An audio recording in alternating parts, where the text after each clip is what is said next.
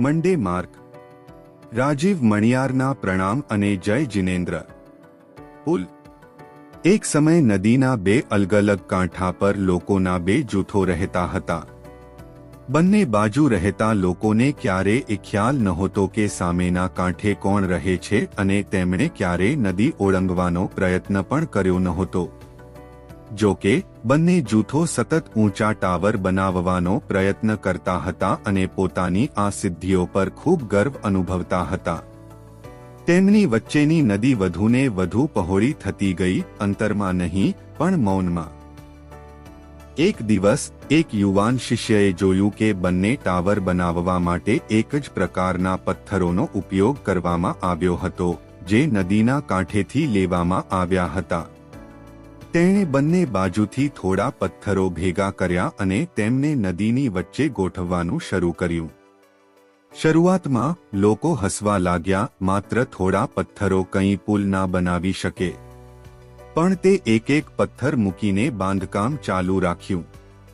ટૂંક સમયમાં જ અન્ય લોકો પણ તેની સાથે જોડાયા, ઇજનેરો, કલાકારો અને શિક્ષકો.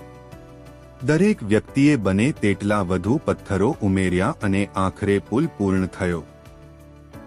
જ્યારે પુલ તૈયાર થઈ ગયો ત્યારે તેઓ માત્ર તેને ઓળંગીને સામે પાર જ ના ગયા, પણ તેઓ પુલની વચ્ચે ઊભા રહ્યા. પાછા વળીને તેમણે એ ટાવરો, મિનારાઓ જોયા જે તેમણે એકલા હાથે બનાવ્યા હતા, અને પછી સામે એ પુલ તરફ જોયું જે તેમણે સાથે મળીને બનાવ્યો હતો. મિત્રો, આપણા ટાવરો એ દર્શાવે છે કે આપણે એકલા રહીને શું પ્રાપ્ત કરી શકીએ છીએ, જ્યારે પુલ એ દર્શાવે છે કે આપણે સાથે મળીને શું બની શકીએ છીએ. સામૂહિક પ્રયાસો એ અનુભવ અને વિકાસ વચ્ચેનો સેતુ છે.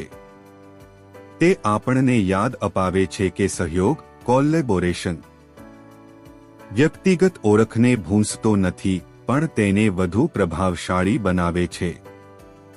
જ્યારે આપણે સાથે મળીને નિર્માણ કરીએ છીએ ત્યારે આપણે નવી શક્યતાઓને જોડીએ છીએ. એકલતાને બદલે જોડાણ પસંદ કરો એન્ડ મેક યોર માર્ક.